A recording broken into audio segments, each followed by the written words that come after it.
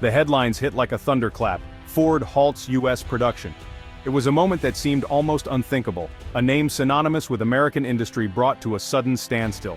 Trade war claims American icon. Trump tariffs shutter factories. The impact was immediate and deeply felt, not just in Detroit, but across the entire nation. News of Ford's shutdown spread rapidly, stunning a nation that once saw the company as the bedrock of American manufacturing. Living rooms filled with disbelief as families watched the story unfold on every major network. Assembly lines in Dearborn, once alive with motion, fell silent. The familiar hum of machinery was replaced by an eerie stillness. Robotic arms hung motionless over unfinished vehicles as if time itself had stopped inside the plant.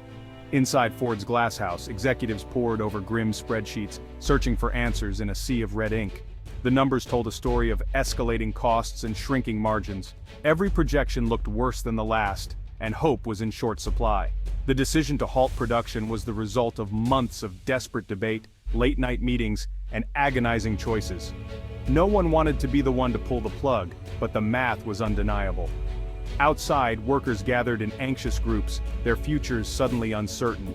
Some clung to rumors of a last-minute reprieve, while others quietly feared the worst. For generations, a job at Ford meant stability and pride. Families built their lives around the company, passing down stories and paychecks from one era to the next. Now, that foundation was cracking. The sense of security that once defined Ford was slipping away, replaced by anxiety and doubt. The shockwaves reached Wall Street.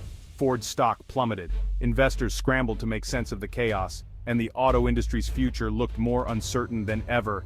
In Washington, politicians scrambled, some defending the tariffs, others condemning them. The blame game began almost instantly, with both sides pointing fingers. The story dominated the news, a symbol of the real-world consequences of a global trade war. Every headline seemed to ask the same question: how did it come to this? This wasn't just about economics, it was about jobs, communities, and the identity of a nation built on manufacturing. Small towns felt the blow hardest, as local businesses braced for the ripple effects. President Trump's reaction was swift, blasting Ford on social media and accusing the company of betrayal. His tweets ignited a firestorm of debate and drew even more attention to the crisis. Supporters echoed his outrage, while critics called it hypocrisy. Ford was reacting to the very policies the administration had created. The country was split, each side convinced they were right. The debate was fierce and polarizing, highlighting deep divisions over the trade war's true cost. Experts clashed on air, arguing over who should bear responsibility and what the future might hold. Ford's shutdown became a painful symbol of an American giant brought to its knees. The empty parking lots and silent factories were a stark reminder of what was at stake. The silence in the factories echoed across the country. It was a silence filled with uncertainty, fear, and the weight of history. The nation watched, wondering what would come next. For many, it felt like the end of an era, and the beginning of a long, difficult road ahead. The era of certainty in American manufacturing was over. In its place, a new reality was dawning, one defined by volatility, change, and the hope that something better might one day rise from the ashes. Ford's decision was the result of an impossible dilemma, a situation where every available option came with significant costs and risks.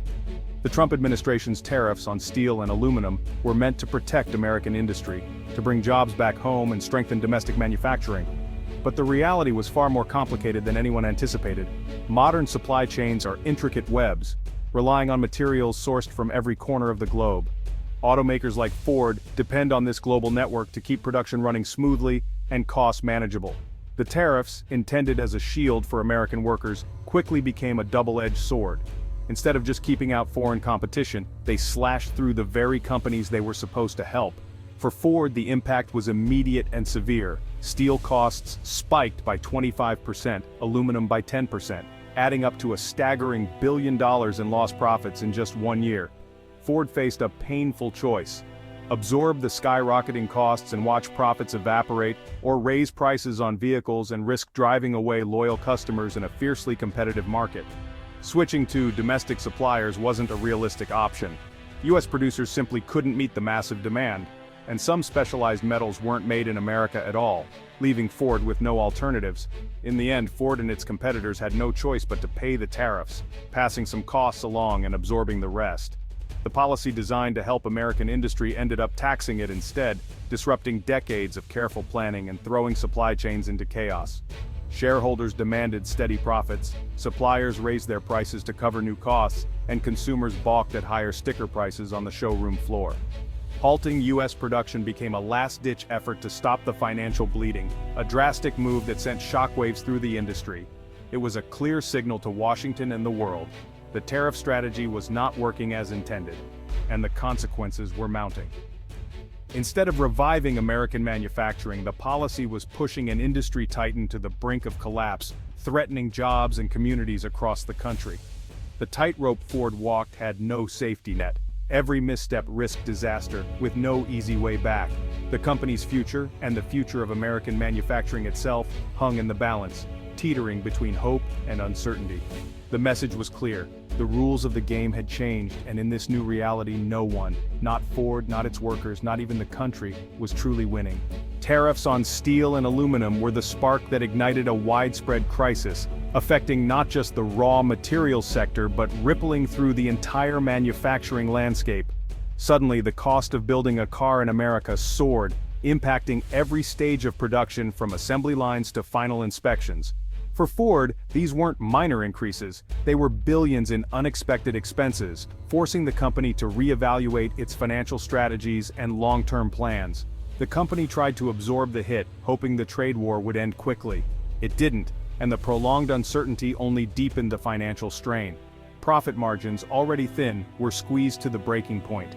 Ford delayed projects, slashed R&D budgets, and cut back on innovation. Investments were put on hold, and future growth plans were shelved indefinitely. The tariffs acted like a brake on the entire operation, slowing down processes that once ran smoothly and efficiently. As costs mounted, production slowed, then stopped altogether, leaving facilities eerily silent. Factories that once thrived became liabilities, their potential wasted and doors closed. Layoffs followed. Tens of thousands of skilled workers lost their jobs, their futures uncertain. These weren't just numbers, they were families losing their livelihoods, facing an uncertain future. The promise of tariffs was to protect American jobs. Instead, they dismantled them, leaving communities in turmoil. The shutdown was the inevitable result of an economic reality Ford could no longer escape, a harsh lesson in unintended consequences. The policy meant to save the industry was tearing it apart, piece by piece, leaving a trail of broken dreams. The cost was measured not just in dollars, but in lives upended, dreams shattered, and futures rewritten. The trade war's impact hit car buyers next. With Ford's costs soaring, sticker prices on new vehicles jumped. The F-150, once affordable, was now out of reach for many families. Dealerships struggled, salespeople faced frustrated customers, and negotiations dragged on. Inventory dwindled as production slowed. Popular models became scarce. Buyers unwilling to wait turned to used cars or competitors. Dealerships, many family-owned, saw revenue dry up and faced layoffs. The trade war, meant to help American business, now threatened the survival of local dealerships. Communities lost more than cars. They lost jobs, sponsorships, and a sense of stability. The ripple effect spread far beyond the factory floor. Ford was just the first domino. Every automaker in America felt the pain. GM, Stellantis, Toyota, Honda, BMW, all faced soaring costs. Suppliers, from large corporations to small workshops, were hit just as hard. As automakers cut production, orders dried up, leading to bankruptcies and closures throughout the supply chain. For every job lost at Ford, several more vanished at parts suppliers. The industry is an ecosystem. Harm one part, and the whole system suffers. The tariffs, meant as a targeted weapon, became a bomb with widespread collateral damage. The dream of protecting American manufacturing turned into a nightmare of closures and layoffs. The backbone of the economy was under siege. The true cost of the shutdown was felt in towns built around Ford plants. When factories closed, entire communities suffered. Diners, shops, and schools lost their lifeblood. Workers faced impossible choices: retrain, relocate, or hope for a miracle. Local tax revenues plummeted, services were cut, and property values fell. The policies meant to protect the forgotten men and women ended up hurting them most. The vibrant towns of yesterday became ghost towns in the making. The human cost was a stark contradiction of the trade war's promises. The locked gates stood as a monument to unintended consequences. The tariffs didn't happen in a vacuum. Other countries retaliated, targeting American products, including cars. Ford's exports to China, the world's largest car market, collapsed as retaliatory tariffs made US-built vehicles unaffordable.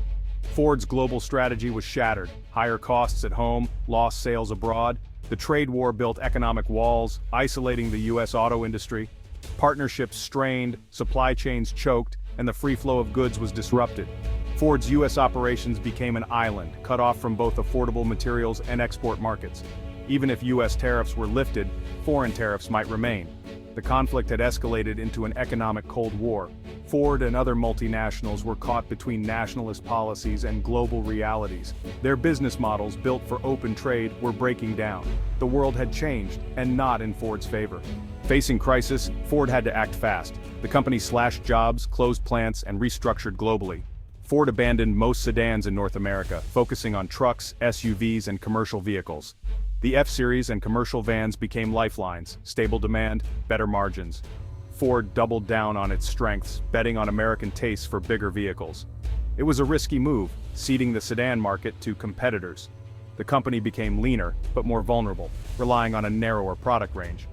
The pivot was a strategic retreat, not a victory. Ford's survival depended on a high-stakes gamble. The future was anything but certain. As the dust settles, the future of Ford and American manufacturing remains uncertain. The pivot to trucks may buy time, but tariffs still inflate costs. Re-engineering supply chains would take years and billions. The crisis forces a hard question: can American manufacturing survive policies meant to protect it? The Ford story is a warning about the unintended consequences of protectionism. Can a nation build walls and still compete globally? Ford's silent factories are a stark warning. The road ahead will test not just one company, but the future of American industry itself.